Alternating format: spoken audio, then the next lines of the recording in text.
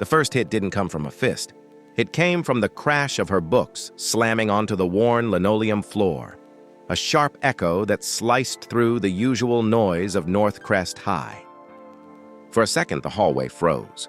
Music from someone's phone faded into the distance. Lockers stood still, and every eye turned toward the sound. Then came the voice, smooth, smug, and dripping with arrogance. "Oops. Guess the new girl's a little clumsy." It wasn't an accident. It was an announcement, a declaration of war in a world she had hoped to simply survive. Her name was Lena Hart, the new shadow in a hallway ruled by hierarchy and pride. She had arrived with quiet dreams, to blend in, to go unnoticed. But at Northcrest, invisibility was a luxury no one could afford. She wore plain jeans, a faded green shirt, and carried an old backpack patched at the corners. Her hair was tied back, her expression calm, her hazel eyes observing everything while revealing nothing. To the predators of this social jungle, she looked like prey, quiet, small, defenseless. And the lions were waiting. Jake Warren and Cole Turner. Jake, tall, broad, wearing a blue varsity jacket stretched tight across his ego. His smile could charm teachers and terrify freshmen. Cole, his echo, smaller, meaner, his laughter always a half-beat late, like a bad joke told one too many times. They'd been circling Lena since the first day she arrived. A comment about her thrift store clothes. A tray knocked from her hands in the cafeteria. A whisper that followed her wherever she went. She endured it all in silence. No reaction, no anger, just quiet eyes and steady breath. To Jake, that silence was an insult. A wall he couldn't climb, a power he couldn't understand. And so, he decided to break it. The books on the floor were his attempt. A shoulder accidentally slammed into hers, sending her armful of textbooks tumbling. A crowd began to form, phones lifted, laughter bubbling. The show was about to begin. Jake placed his sneaker on her open calculus book, crushing its cover. "Careful, new girl," he mocked. "Wouldn't want you to hurt yourself." Cole chuckled from the side. "Maybe she needs help picking them up. You know, since she's new and all." Lena didn't look down, she looked at Jake. Her expression didn't change. Still calm, still quiet, but something shifted behind her eyes. A subtle tightening, a flicker of focus. "I need you to move your foot," she said softly. Her voice was low but clear, carrying through the hallway like a thread of steel. Jake grinned. "Oh? What's that, you gonna cry? Or tell a teacher?" He leaned in closer, his voice a venomous whisper meant for her, but heard by everyone. "This is my school. You breathe here because I let you." The crowd murmured. The tension thickened. Lena glanced at his stance. Weight forward. Balance off. Center too high. He was strong but not skilled. A brawler, not a fighter. "Last chance," she said, still calm. "Step back." Jake laughed, loud, sharp, full of showmanship. "You hear that?" he called to the crowd. "She's giving me a last chance!" He turned back to her, smirking, and shoved her shoulder. A simple push, the kind that says, "I own you." It was the last mistake he'd make that day. The moment his hand touched her, Lena moved. Fast and precise, effortless. Her left hand deflected his arm inward while her right foot hooked behind his ankle. She pivoted, smooth, practiced, and his own weight betrayed him. The floor met his back with a bone-shaking thud. Gasps filled the hallway. Phones froze mid-recording. Jake's body lay sprawled on the floor, breathless, shocked, eyes wide with disbelief. Lena didn't even take a fighting stance. She stood exactly where she was, calm, unshaken, like the storm had passed and she hadn't even felt the wind. Her gaze turned to Cole. He blinked, disbelief morphing into rage. "You're dead, freak!" he shouted, lunging forward. He swung, wild, reckless, angry. She sidestepped, pivoted, and drove her elbow into his ribs. A hollow crack. Cole gasped, folding in pain. Before he could recover, her leg snapped up, fast, clean, a blur. Her sneaker stopped an inch from his face. He froze, staring cross-eyed at the sole of her shoe. Silence blanketed the hallway. Then slowly, Lena lowered her leg. No words, no anger, just calm control. She knelt, gathered her books, and brushed off the dirt. Her movements were deliberate, almost graceful. Jake groaned, trying to sit up. His pride shattered more than his body. Lena looked at him, steady, unwavering. "My name is Lena Hart," she said quietly.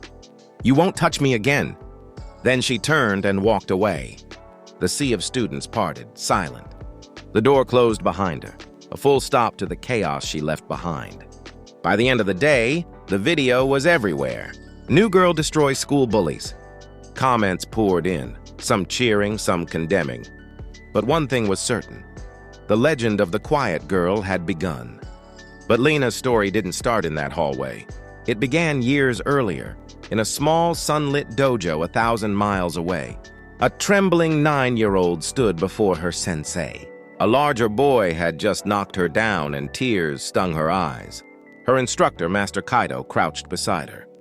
"You're not a rabbit," he said softly. "You're a fox. You don't meet strength with strength, you use it." He spent hours teaching her, not to strike, but to redirect, not to fight, but to flow. The goal, he told her, is not to win the fight, it's to end it. Years of training followed. Endless repetitions, bruised knuckles, quiet discipline. She learned patience, control, focus. And when her family moved to North Crest, she promised herself she'd leave that world behind. But the world had other plans. By lunchtime, the school was divided. To some, she was a hero. To others, a freak. The administration panicked. By fourth period, Lena was sitting across from Principal Harlow, her posture straight, her voice steady. Across from her sat Jake, Cole, and Cole's furious mother. Jake clutched an ice pack. Cole winced whenever he breathed. Principal Harlow sighed. The footage shows a disturbing level of violence. North Crest has a zero-tolerance policy. With all due respect, Lena said evenly, it also shows them attacking me first. I defended myself. Cole's mother snapped. She broke my son's ribs. She's dangerous. Lena turned to her, calm as ever. I've trained in Shorin Ryu and Brazilian Jiu-Jitsu since I was 9. If I wanted to hurt him, I could have. I used the minimum force needed to stop them. My teacher called it proportional response. The room went silent. Her logic was unshakable. The suspension was inevitable. 3 days for everyone. But outside that office, Lena had already won. The bully's reign was over. The jacket that once commanded respect now looked like a costume. They were jokes, ghosts of their former selves. For a time, peace settled over North Crest High. Students whispered when she passed, some with fear, others with admiration. She didn't seek either, but peace never lasts. The rumor started one Friday night at a football game. Jake's older brother, Marcus Warren, was back in town. Older Meaner, freshly out of juvie, and he was furious. Days later, Lena left school as the sky bled into orange and purple. She walked toward the small convenience store she stopped at most afternoons. A car screeched in front of her, blocking her path. Marcus stepped out, broad, hard-cold. 2 of his friends flanked him, grinning like wolves. "So you're the little girl who put my brother in the hospital," Marcus sneered. "He's not in the hospital," Lena said quietly. Her body shifted, calm on the outside, alert underneath.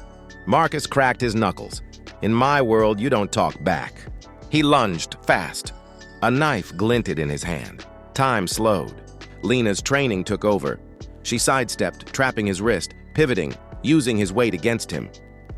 A sharp motion. His elbow locked, his balance gone.